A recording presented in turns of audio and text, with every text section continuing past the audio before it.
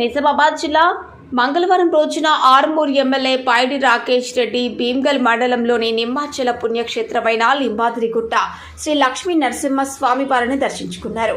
BJP పట్టణ అధ్యక్షులు యోగేశ్వర్ నర్సయ్య మరియు ధర్మకర్త నంబి పార్థసారథి రాకేష్ రెడ్డిని ఆహ్వానించి దర్శనానికి తీసుకెళ్లారు. శాస్త్రోక్తముగా స్వామివారికి అర్చన చేయించి తీర్థ ప్రసాదాలు అందజేశారు. దర్శనం అనంతరం కార్యకర్తలతో కలిసి క్షేమ సమాచారాలు తెలుసుకున్నారు. మీడియాతో మాట్లాడుతూ వచ్చే అసెంబ్లీ ఎన్నికల్లో భారతీయ జనతా పార్టీ ప్రభుత్వం ఏర్పాటు చేస్తోందని అన్నారు. ఇట్టి కార్యక్రమంలో పట్టణ అధ్యక్షులు యోగేష్, నర్సయ్య, పుప్పాల నవీన్, బొనికే రజనీకాంత్, కనికరం మధు, ఆర్య రవీందర్, సంధ్యారాజ్, ప్రధాని ప్రవీణ్, నామల్ల వెంకటేష్ మరియు కార్యకర్తలు పాల్గొన్నారు. దృశ్యం న్యూస్ రిపోర్టర్ దర్పల్లి సురేందర్.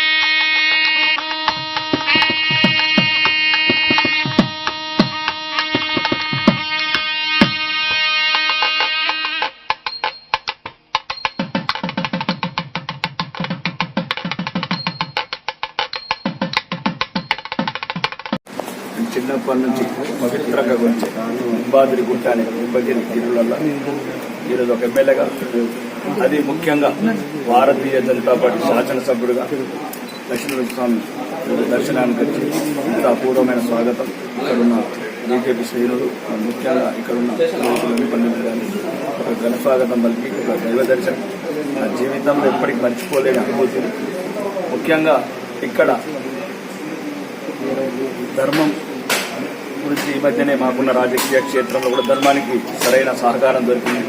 త్వరలో కూడా అన్ని రకాల ఒక ప్రోటోకాల్ సిస్టమ్ ప్రకారం రాజకీయ వ్యవస్థలో ఎవరైతే అధికారం సాధించాలో సాధించి మళ్ళీ తెలంగాణ రాష్ట్రం మీద,